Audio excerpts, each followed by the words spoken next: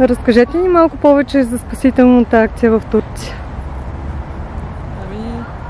Получихме така покана, по-скоро не покана, ами известия кой иска да се включи в спасителната акция и ние просто да се отзовахме, както останалите 15 души, които бяхме заедно. Знаехте ли какъв човек спасявате всъщност? Не, честно казвам, не знаех. Знам, че казаха ми на 2 думи, че има пострадал човек, но не знаехме дали е мъж, жена. Тази информация, например, до мен не беше стигнала. Защото какъв, откъде, по народност не се знаеш в началото. Впоследствие, докато пътувахме нататък, вече се разбра, че от Америка, че има еди какво си му се е случило, че повръща кръв. Така. В какво състояние беше човека, когато го видяхте? Човека в какво състояние беше, когато го открихте? Доста добре долу. Беше подвижен, говореше с нас, майтапеше се. Той слезна малко по-рано, аз като слезнах малко се беше влушил, но на следващия ден беше окей. Познавахте ли терена? Ами някой от нас го познах. Аз го познах, защото бях на експедиция 2018 и Теодор Кисимов също беше с нас на експедицията тогава. Както да, и Зина. И Зина също. Която също беше с нас. 3 души познаваха пещерата. Какво правиш? Споделете повече, да? Споделете. Първия ден една палатка опънахме набързо. Къде? На минус 500. После тръгнахме да излизаме по телефона, който един кабел прекаран надолу. Се свързахме и ни казаха да слизаме обратно надолу. И така както трябваше да слезнем надолу, спахме на 500. На следващия ден на 680 преправяне на палатка и чакане на някой ни каже какво да правим, защото стоиме двама долу. Двама бяхте? Двама. Българи? Двама българи стояхме долу. Другите имаха други задачи. Някои бяха на 500 да оправяха някакви неща, другите бяха слезнаха на 1040 да проверят какво става, да смъкнат още храна, провизии надолу, да се почне да се екипира някакъв участък вече за акция. И така. Колко време отне цялото това нещо? Цялото нещо, появата отне 9 дни. Цялата акция. Отне също с точната бройка беше 186 спасителя от цял свят и още от Турция някакви хора. Надземната логистика, имаше още над 100. Кои бяха основните предизвикателства пред вас в тази акция? Много добър въпрос. Това е много добър въпрос, да.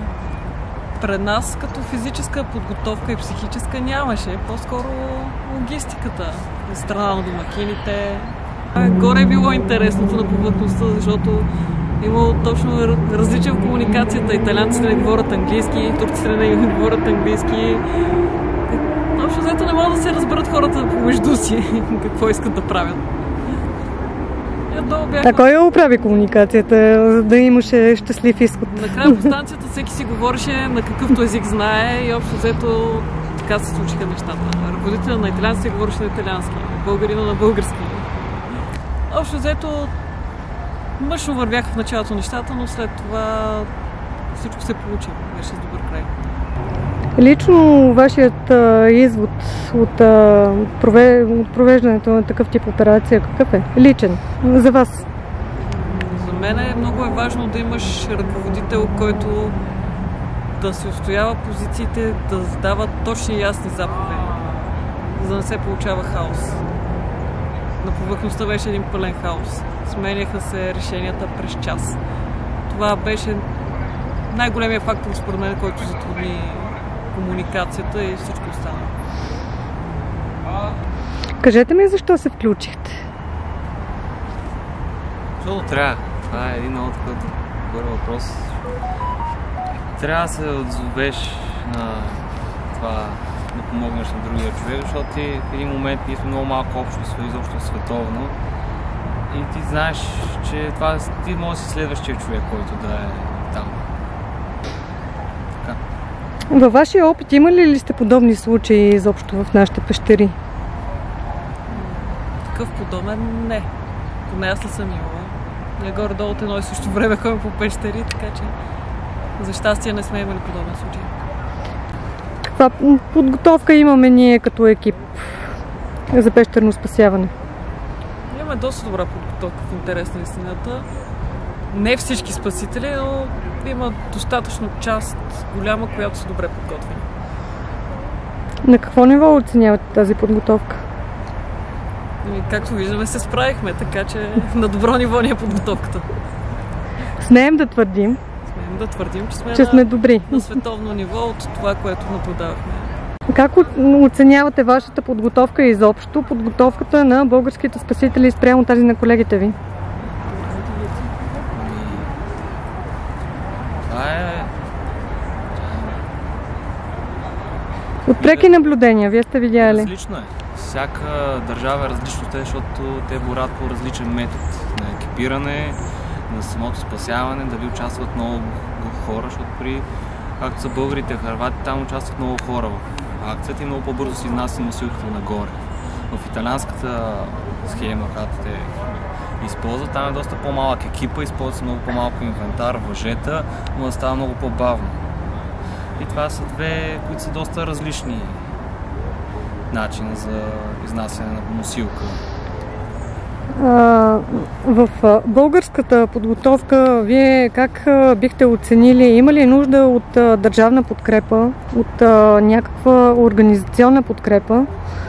Защото вие може би бяхте единствения доброволчески екип, който отиде изцяло на такива начала, без да бъде финансиран централно от някъде. Има нужда от закон за доброволчеството като цяло и оттам, след като той бъде ясно дефиниран, от държавните структури могат да се случат всички други неща, като финансиране, хората да са застраховани, че няма да се изгубят работа при такива форс-мажорни ситуации, когато тръгваш сега. Но това е вече политическо-юридически въпрос. На вас попречи ли ви в работния процес и във вашето ежедневие това нещо? Какво ви струваше, какво ви костваше да отидете и да помогнете на тези, които са изпаднали в беда, без да ги знаете, както вече разбрахме кои са и какви са? Често казвам, на мен ми костваха, защото съм студент. Няма много какво да спусна. Към работниците, които работят на... При мене бяха моите колеги и ръководители много добре настроени. Ми възстановиха отпуската, която бях пуснала. Така че... Нямаме ли някакви пропуски в законодателството, за които бихме настоявали, ако фиксираме такива, за да бъде такава доброволческа дейност легитимирана и просто одобрявана в начин на случване на акция? Пропуски има много. Пак казвам, това са юридически и политически въпроси. Има модели европейски, по които могат да се вземат за пример, да се направи някаква програма, която да работи за България, но това не зависи от нас. Ние може просто да го искаме, а дали някой ще го даде. Съвсем различен въпрос.